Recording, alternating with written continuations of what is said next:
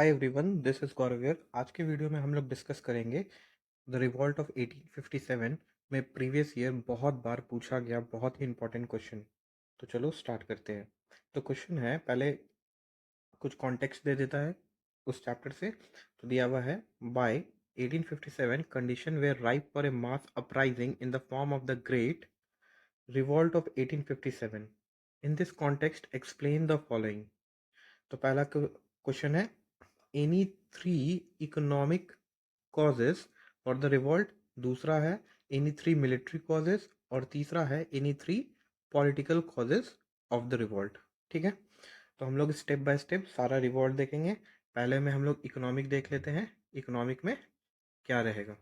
ठीक है, तो चलो आंसर देखते हैं। और सारा इंपॉर्टेंट पॉइंट्स मैं क्या करूँगा, सर्कल कर दूंगा या फिर उसको हाईलाइट कर दूंगा। तो देखो मिलिट्री कॉज में क्या है।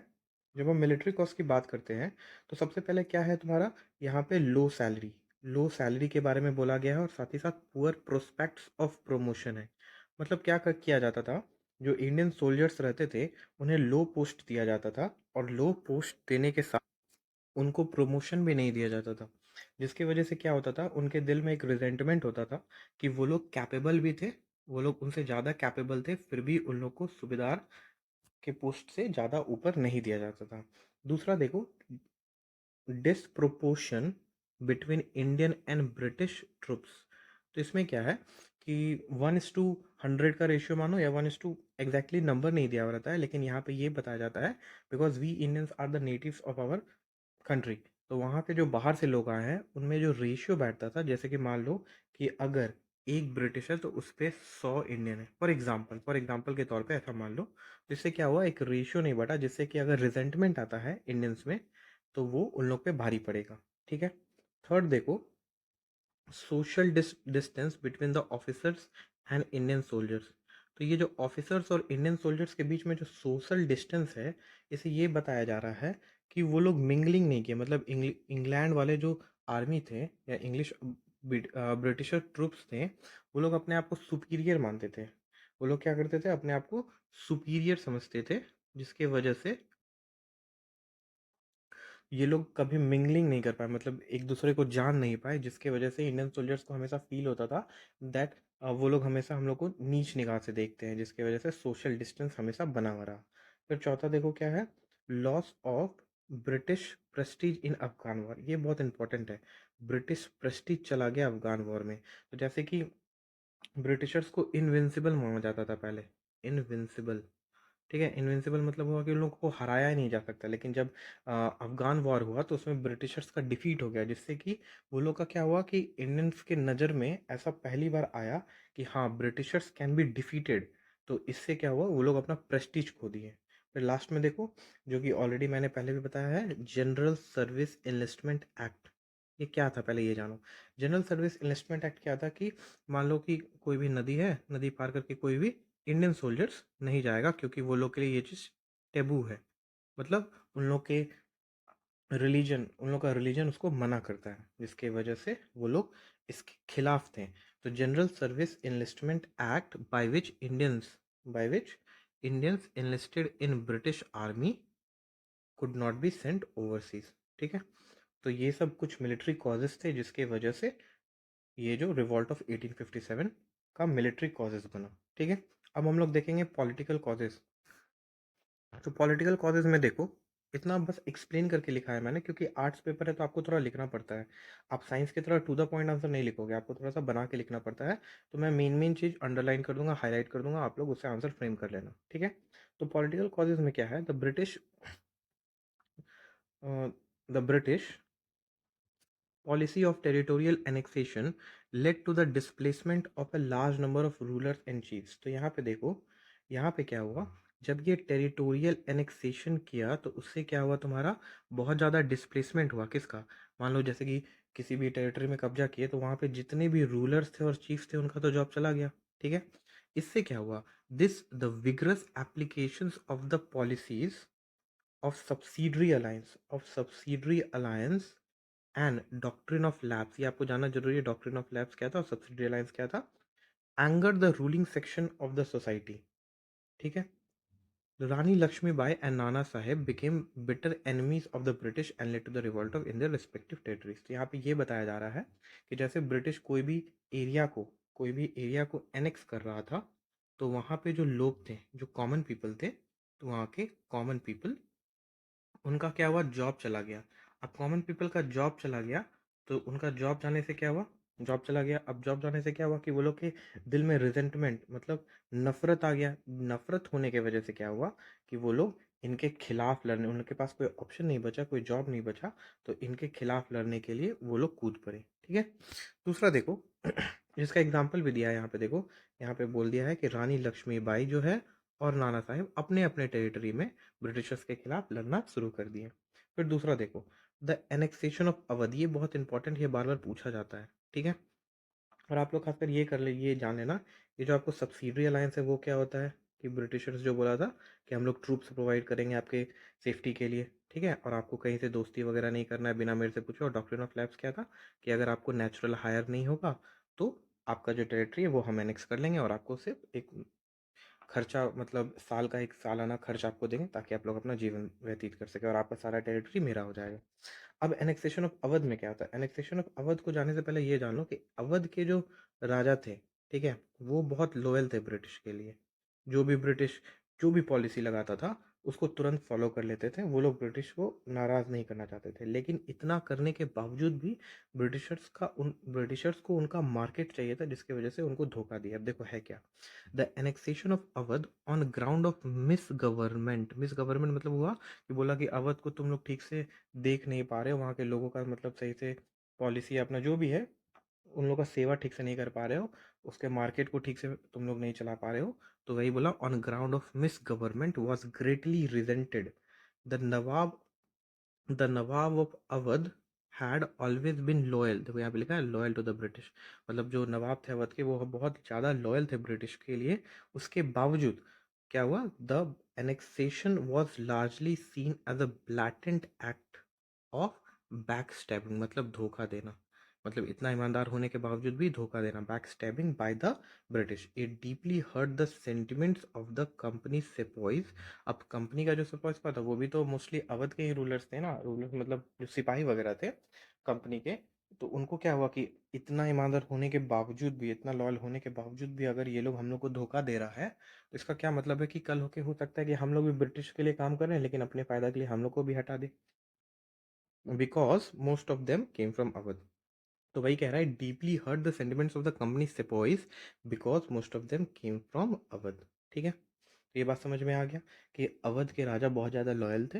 इतना लॉयल्टी दिखाने के बावजूद भी ब्रिटिश उनसे उनका राज्य छीन लेता है on the ground of miss government. Miss government, miss government मतलब अच्छे से आप नहीं चला पा रहे हैं। ठीक है। अब इससे क्या हुआ कि उनका जो कंपनी का सेपॉइस था, मतलब कंपनी के जो सैनिक थे, उनका बहुत दिल टूट गया। क्यों टूटा, क्योंकि देखा कि इतना ईमानदार होने के बावजूद भी वो लोग हम लोग को बैक स्टैबिंग कर रहे हैं, मतलब धोखा दे रहे हैं। ठीक है। तीसरा देखते हैं, तीसरा क्या है, moreover even under the regime the people of Awadh got no relief from oppression.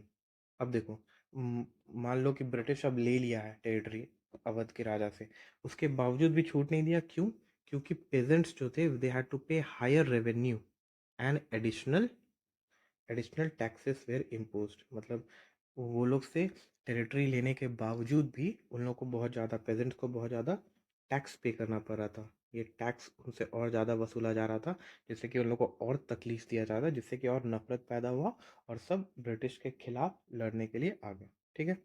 अब देखो क्या है, द ब्रिटिश प्रोवाइडेड, स्पेलिंग थोड़ा सा एरर हो गया है, provided no alternative source of employment to the people who lost their job due to the dissolution of the Nawab administration।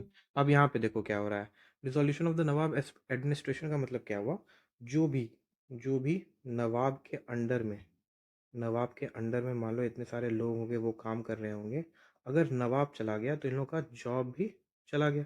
अब जॉब चला गया तो ये लोग अपना लिविंग करने के लिए क्या करेंगे, तो लास्ट में इन लोग को जो रिवॉल्ट है, रिवॉल्ट में उतरना पड़ा, so that they can gain their job back. ठीक है। ये था हमारा क्या, ये जो अभी तक हम लोग ने किया वो क्या था, पॉलिटिकल कॉज था।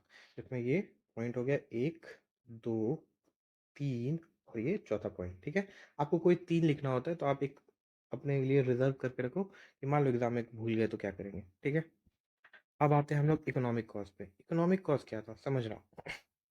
पहला क्या है, the British government restricted restrictions. अब यहाँ पे क्या हुआ, रेस्ट्रिक्शंस लगाया, क्या चीज़ पे लगाया, on the import of Indian textiles beside imposing heavy import duties on such goods. मतलब इम्पोर्ट मतलब क्या होता है, पहले ये समझो। इम्पोर्ट मतलब होता है अपने कंट्री पे मंगाना, दूसरे की कंट्री से अपने कंट्री में मंगाना, तो इम्पोर्ट कहते हैं। अगर अपना सामान दूसरे कंट्री में भेज रहे हो तो उसको एक्सपोर्ट कहते हैं। यहाँ इम्पोर्ट है तो कम मंगा रहे हैं। तो ब्रिटिश गवर्नमेंट जो है वो रेस्ट्रिक्शन लगा दिया कि इंडियन टेक्सटाइल्स को इंपोर्ट कुछ लिमिटेड लोग ही करेंगे, और जो इंपोर्ट कर भी रहे हैं, मान लो जैसे ब्रिटिश में आ रहा है इंडियन गुड्स, तो उस पर बहुत ज़्यादा टैक्स लगा रहे हैं, जिसकी वजह से क्या हो रहा है, जो इंडियन गुड्स है, मान लो इंडियन गुड्स जो है उसका दाम क्या हो रहा है, बहुत ज़्यादा इंक्रीज कर रहा है, प्राइस जो है बहुत ज़्यादा हाई हो रहा है। प्राइस होने के हाई होने की वजह से लोग उसको बाई नहीं करेंगे। बाई नहीं करेंगे तो इंडियन का सामान कहाँ बिकेगा, कैसे बिकेगा, नहीं बेच पाएंगे लोग। ठीक है, दूसरा देखो, Indian were force to export. अब वहाँ उन लोग को ज़बरदस्ती भी किया जा रहा है कि आप भी एक्सपोर्ट करो, क्या करो, रॉ मटेरियल। कौन कौन सा raw material, like raw cotton. Raw cotton जो है, raw cotton and raw silk at cheaper rates that the British industries needed urgently. फिर क्या है, प्लांटेशन। फिर प्लांटेशन प्रोडक्ट होगा यहाँ plantation, plantation product like indigo and tea. तो indigo और टी का जरूरत था, and food grains which were in short supply in Britain. अब यहाँ पे क्या हो रहा है कि ब्रिटिश मार्केट को जो जो सामान चाहिए था, ब्रिटिश के मार्केट को, अब यहाँ पे समझो, ब्रिटिश के मार्केट को, ब्रिटिश के इंडस्ट्रीज को जो सामान चाहिए था बनाने के लिए, बनाने के लिए क्या क्या चाहिए था, रॉ कॉटन चाहिए था पहला। ठीक है, उसके बाद रॉ सिल्क चाहिए था, ताकि वो लोग ये रॉ मटेरियल इंडिया से मंगा के अपने फैक्ट्रीज में बना सके और अपने फैक्ट्री का बनाया हुआ सामान इंडिया में भेज के सेल कर सके चीपर प्राइस पे, ताकि वो लोग अर्न कर सके और इंडिया का इंडस्ट्री को, टेक्सटाइल इंडस्ट्री को बर्बाद कर सके। ठीक है, और साथ साथ क्या, इंडिगो के लिए इंडिगो प्लांटेशन भी था, जिसके लिए ब्रिटिशर्स फार्मर्स को फोर्स करते थे, और फूड ग्रेन्स का भी, जो जो जैसे कि मान लो वहाँ पे कोई भी अनाज का कमी हुआ तो वो लोग फोर्स करते थे इंडियन को ग्रो करने के लिए। ठीक है, तीसरा पॉइंट देखो, the British company confiscated the jagirs of, confiscated मतलब होता है जब्त कर लेना। ठीक है, confiscated the jagirs of many landlords and taluqdars. तो अब यहाँ पे क्या किया, वो जो था, जो जागीर्स था बहुत सारे लैंडलॉर्ड्स और तलुकदार्स का, उसको सब जब्त कर लिया। ठीक है, तो वो लोग क्या करेगा, तो वो लोग इसके रिवॉल्ट में ब्रिटिशर्स के खिलाफ लड़ेगा। ठीक है, चौथा देखो, the British traders after the conquest of the Bengal began to purchase, हाँ ये बहुत इंपॉर्टेंट है, began to began to purchase raw material from their industries. ठीक है, in England from the surplus revenue of Bengal causing drain of wealth from India to England। अब समझो इसको, है क्या, ये क्या हो रहा है कि ब्रिटिश ट्रेड जो है, ट्रेडर्स जो है, बंगाल कॉन्कर करने के बाद, क्योंकि बंगाल सबसे इम्पॉर्टेंट सोर्स ऑफ रेवेन्यू था, वहाँ से बहुत ज़्यादा पैसा, बहुत ज़्यादा मनी वहाँ से जनरेट होता था, मनी जनरेट हुआ। अब क्या हुआ, मनी जब जनरेट हो रहा है तो वहाँ से ब्रिटिश क्या कर रहे हैं, ब्रिटिश अर्न कर रहे हैं, ब्रिटिश अर्न किए। अब वो जो अर्न किए इंडिया से, वही पैसा को यूज़ करके परचेज किए, क्या परचेज किए, रॉ मटेरियल। रॉ मटेरियल क्या चीज़ के लिए, तो अपने इंडस्ट्रीज़ के लिए, जो कि वो इंग्लैंड में बना के रखे हैं। अब इस रॉ मटेरियल को वो इंग्लैंड भेजे। अब इंग्लैंड में भेज के from the surplus revenue, surplus revenue मतलब जो एक्स्ट्रा ज़्यादा पैसा जो कमाए हैं, उससे क्या किए, रॉ मटेरियल खरीदे, उसको इंग्लैंड भेजे और इंग्लैंड से बना के फिर इंडिया में ला के बेचे। तो जिससे क्या हुआ, इंडिया में कमाए हुए पैसे, मतलब इंडिया का ही पैसा से, इंडिया का ही पैसा से इंडिया से सामान लिया, रॉ मटेरियल लिया। ठीक है, और इंडिया का रॉ मटेरियल को ले जाके फैक्ट्री को दिया, इंग्लैंड का फैक्ट्री को। ठीक है, अब इंग्लैंड के फैक्ट्री में क्या हुआ, फिनिश्ड प्रोडक्ट बना, फिनिश्ड प्रोडक्ट बना। अब ये फिनिश्ड प्रोडक्ट जो है, उसके लिए मार्केट चाहिए, तो ये फिर से कहाँ आता है, इंडियन मार्केट में आता है, इंडियन मार्केट में आता है, और सस्ते दामों में बेचा जाता है, जिससे कि क्या होता है, नुकसान किसको होता है? इंडियन टेक्सटाइल इंडस्ट्री को। तो ये है था इन लोग का प्लान कि कैसे अपना सामान बेच के कमाए और इंडियन टेक्सटाइल इंडस्ट्री को बर्बाद कर दे। So this is all about in this video. अगर आपको अच्छा लगा then please like share and subscribe. Thank you.